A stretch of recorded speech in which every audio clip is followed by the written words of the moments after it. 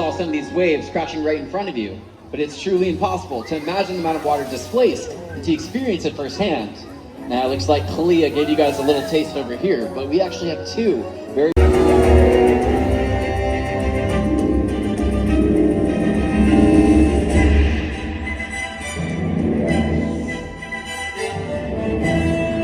killer whales will circle herring, herding them together. The whales use sounds to coordinate with each other and to disorient the herring. Killer whales work together to rear their young.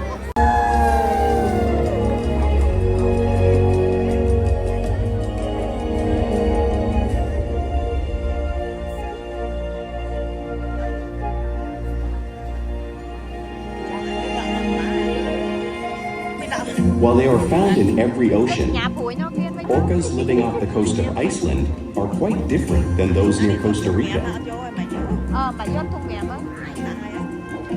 In fact, there are at least 10 types, or ecotypes, of killer whales. An ecotype describes the differences between killer whale size, physical form, prey, social structure, and habitat.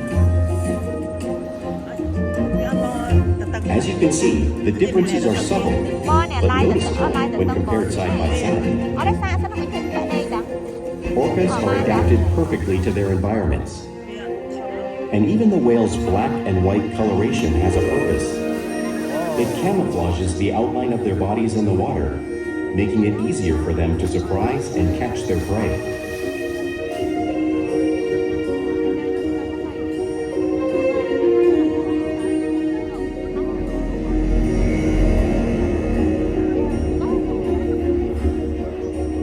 When viewed from above, the black of the whale blends in with the dark depths of the ocean.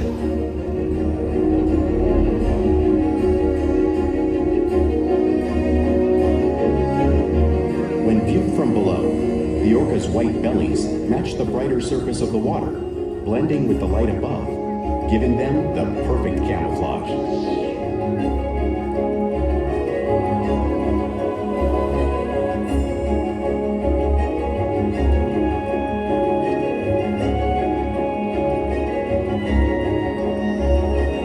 Killer whales truly are incredible animals, and Kalia and Orchid are going to help me show you all some of their physical characteristics.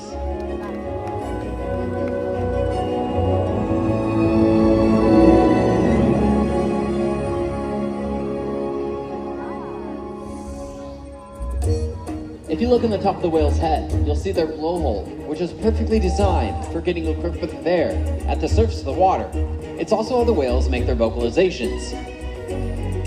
Even the location of their eyes works to their advantage. It looks like their eyes are located in that white patch, but that's a visual distraction. Their eyes are actually located just in front of the white patch, perfectly camouflaged from thrashing prey. The fin on top of the whale's back is called the dorsal fin, which helps stabilize the whales as they swim, and it regulates their body temperature. The dorsal fin can be up to 6 feet tall and weigh 300 pounds with no bone or muscle, so sometimes you may see it curved. The flippers on either side of the whale are called pectoral flippers, and they're mainly used for steering and stopping. Pectoral flippers have 5 bony digits inside of them, and if you were to take an X-ray, it would look similar to the bone structure in our hands. Now the lobes on either side of the tail are called flukes. Tail flukes are the killer whale's engine, propelling them speeds up to 30 miles an hour, which is as fast as a speedboat. The killer whales swim the fastest and they use the most power when propelling their 10,000-pound bodies all the way up and out of the water.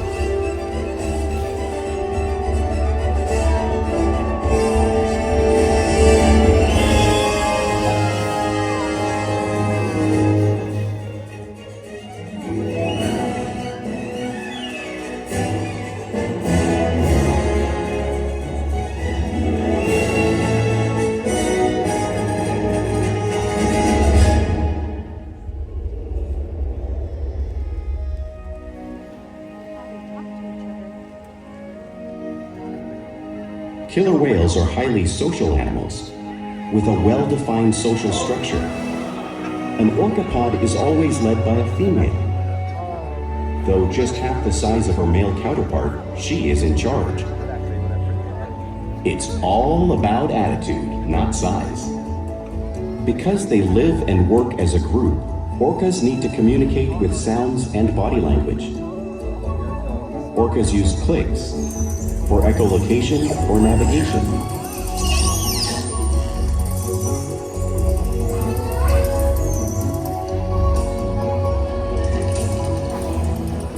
Whistles to socialize in the pod. And calls for group coordination and hunting.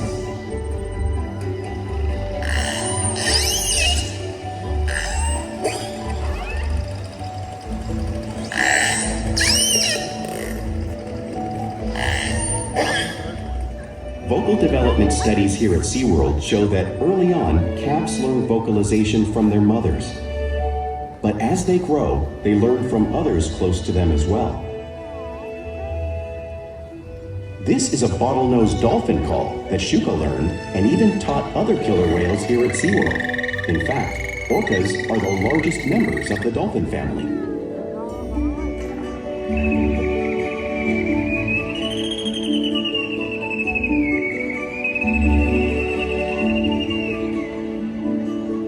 Whales here and in the wild use vocalization to communicate all the time.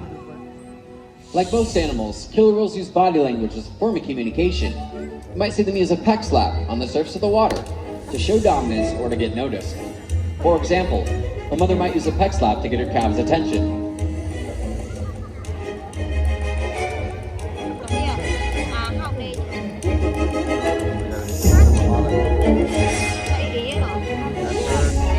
But when killer whales really want to be heard, they breach.